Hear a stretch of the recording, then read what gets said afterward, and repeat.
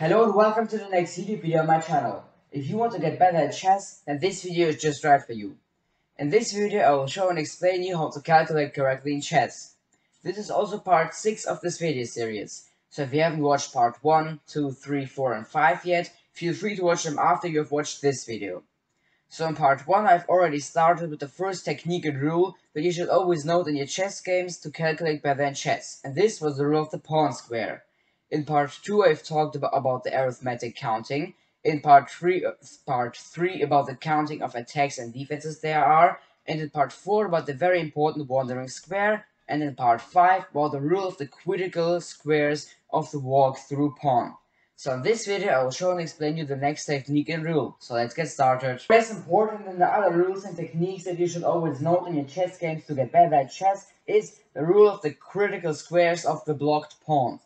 So in this position, as you can see right now on the chessboard here, the white pawn on d4 is blocked by the black pawn on d5, and therefore he cannot move forward. So the video that I've made before, in part 5, I've already introduced you to the critical squares of pawns. So just short, so you know what critical squares are. If your king, so for example the white king, occupies one of the critical squares of the white pawn on d5 or on d4, then the white army can win this game. If not, then he can't win the game, and the game will either end up in a draw or the black army will win this game. So here, in this position, for the black pawn on d5, the critical squares are a4, b4, c4, e4, f4, g4, and h4. And for the white pawn on d4, the critical squares are a5, b5, c5, e5, f5, g5, and h5.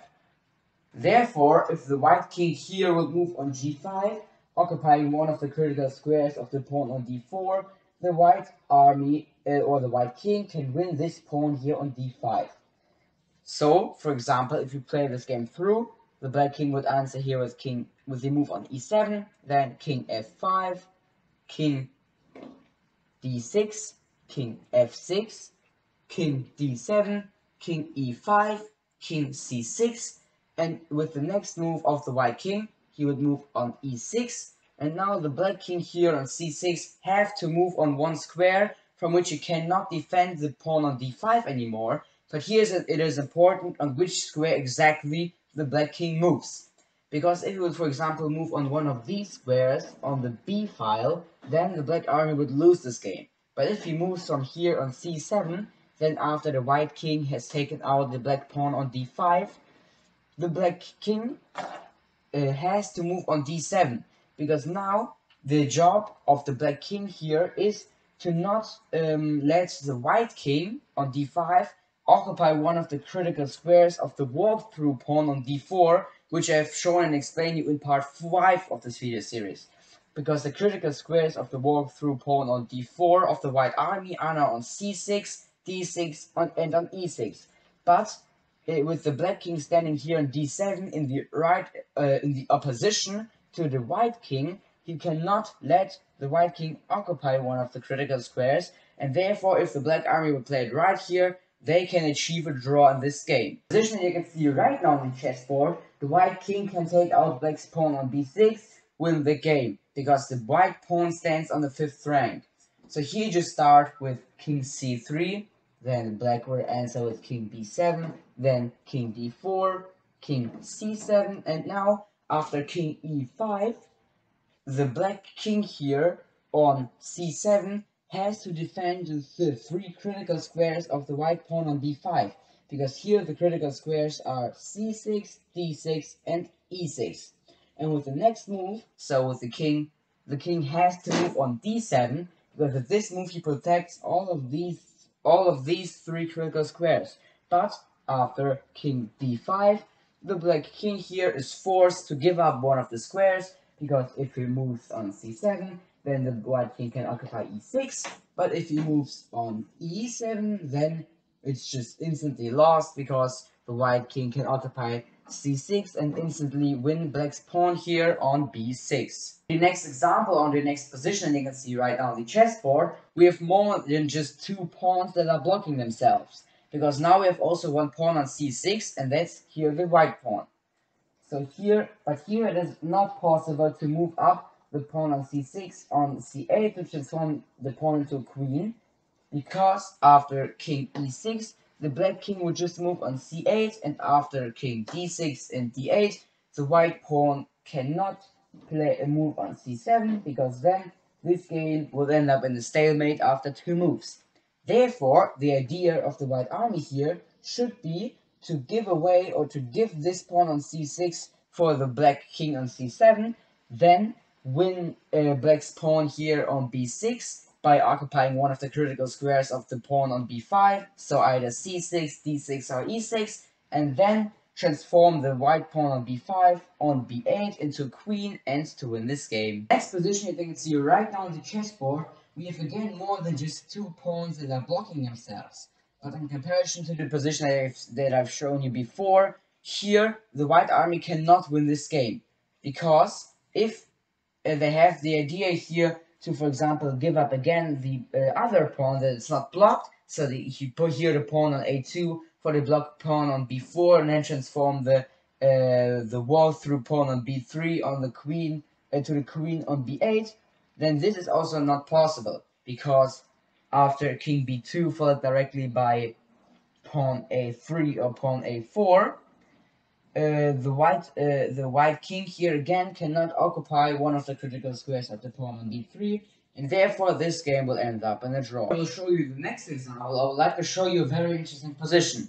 Here in the position of the chessboard, both kings have occupied the same critical squares of their pawns. But here, the king that starts moving first wins this game.